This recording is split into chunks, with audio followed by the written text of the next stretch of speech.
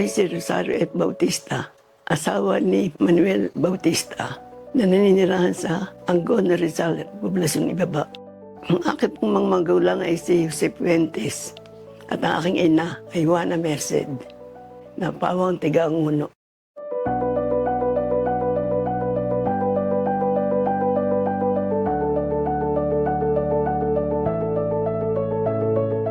Yung kami kabataan, basta kami pinakain ng sa oras at iniintindi kami sa aming mga kailangan. May pukot si Atang Sese nung araw. Pukot ang kanyang magulang na si Juan Fuentes, inapunta sa kanya. Ngayon, pinagkakabalahan niya na ipagpaaral sa amin, pakain sa amin.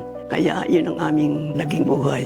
1954 na ako mag-graduate. Noon ako natapos ng kamadrona. Katapos, 1955 ako naging kapitana na ako'y bumunot. Nagalit ang father ko.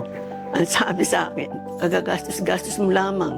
Gastos na naman yung bibigay mo sa amin. Inagalit naman yung mother ko sa father ko. Ang sabi sa kanya, Isese, huwag ka magalit.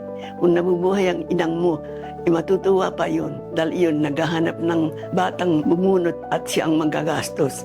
Nagwalang ibuna siya. May tumawag sa akin mga anak, edi pinaanak ko yun. At pagkatapos pa kung minsan, yung mga inaanak kong yung bata, pinaanak pa sa akin. Kaya ang dami kong inaanak sa binyag. Kaya sabi sa akin, ano ba naman ito? Pinaanak mo na pagkatapos ikaw pa mag-aanak. Kaya marami akong naging inaanak noon. Pagkatapos naman ng pagkakagastos ng kapitana ngayon, nag-asawa naman ako. Kaya sunod-sunod. Pagkatapos noon, nakapagpagawa kami ng kaprangit na bahay. Kaprasulan itong aming bahay na pinagawaan ito. Nag-barangay captain naman. 2 terms ang nangyari sa akin. Wala kami sweldo noon. Maski isang pera, wala. Noon talaga. Parang simple-simple lamang. Pagka tuwing Sabado, naglilinis kami sa simbahan. Kakunti pang matauhan. Hindi pa masyadong marami. At marami pang pukot diyan sa dagat. Pero sa ngayon, ibang-iba na. Pag kumakain kami ng karne, linggo-linggo lamang. Puro isda na yan. Kanduli, biya, dalag, ayungin, hito. Yun lang naman ang atin dito sa dagat at sa atin. Ngayon, marami kang makakain na iba't ibang klase ng isda. Ibang-iba ang muno nung araw kaysa sa ngayon. Nung araw, simple. Pero ngayon, ang dami mong malalaman na. Ibang-iba na ang muno.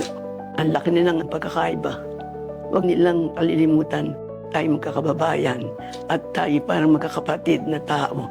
Kaya tayo magsama-sama ng mabuti sa bawat isa sa atin. Tayo magtulungan sa anumang kailangan ng mga tao.